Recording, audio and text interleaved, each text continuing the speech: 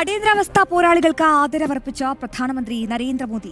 രാജ്യചരിത്രത്തിലെ ഏറ്റവും ഇരുണ്ട അധ്യായങ്ങളിലൊന്നായ അടിയന്തരാവസ്ഥ കാലത്ത് ജനാധിപത്യ മൂല്യങ്ങളെ അചഞ്ചലമായി സംരക്ഷിച്ചവർക്ക് ആദരവർപ്പിക്കുന്നു.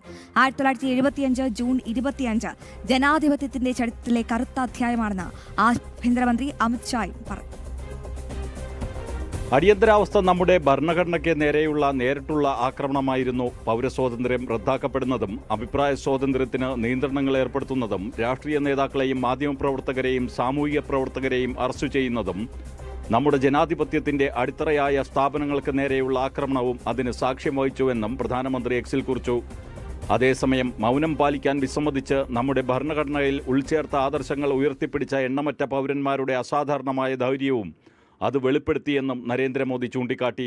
140 കോടി ഭാരതീയരുടെ അഭിലാഷങ്ങളുടെയും അവകാശങ്ങളുടെയും കടമകളുടെയും സാക്ഷാത്കാരമാണ് നമ്മുടെ ഭരണഘടനാ മൂല്യങ്ങൾ സംരക്ഷിക്കുമെന്ന നമ്മുടെ കൂട്ടായ പ്രതിജ്ഞ നാം വീണ്ടും ഉറപ്പിക്കുന്നു. നമ്മുടെ ഭരണഘടനയുടെ ചൈതന്യത്താൽ നയിക്കപ്പെട്ട് നീതി, സ്വാതന്ത്ര്യം, സമത്വം, സാഹോദര്യം എന്നിവയിൽ എന്നും പ്രതിജ്ഞാബദ്ധമായി നിൽക്കുന്ന ഒരു ഭാരതത്തെ നാം കെട്ടിപ്പടുക്കുമെന്നും മോദി കൂട്ടിച്ചേർത്തു. 1975 ജൂൺ 25 ജനാധിപത്യത്തിന്റെ ചരിത്രത്തിലെ കറുത്ത അധ്യായമാണ്. അന്നാണ് ഇന്ദിരാഗാന്ധിയുടെയും കോൺഗ്രസ് പാർട്ടിയുടെയും അധികാരത്തിന്റെ അഹങ്കാരവും അത്യാഗ്രഹവും ഭരണഘടനയുടെ ആത്മാവിനെയും മാധ്യമ സ്വാതന്ത്ര്യത്തെയും അഭിപ്രായ സ്വാതന്ത്ര്യത്തിനായുള്ള അവകാശത്തെയും ചവിട്ടിമെതിക്കാൻ ശ്രമിച്ചതെന്ന് ആഭ്യന്തരമന്ത്രി അമിത് ഷാ എക്സിൽ കുറിച്ചു. ഭരണഘടനാ ഹത്യാദിനത്തിന്റെ അവസരത്തിൽ അടിയന്തരാവസ്ഥക്കെതിരെ പോരാടി ജനാധിപത്യ മൂല്യങ്ങൾ സംരക്ഷിച്ച ജനാധിപത്യത്തിന്റെ എല്ലാ പോരാളികൾക്കും ആദരപൂർവ്വം പ്രണാമം അർപ്പിക്കുന്നുവെന്ന് അമിത് ഷാ വ്യക്തമാക്കി.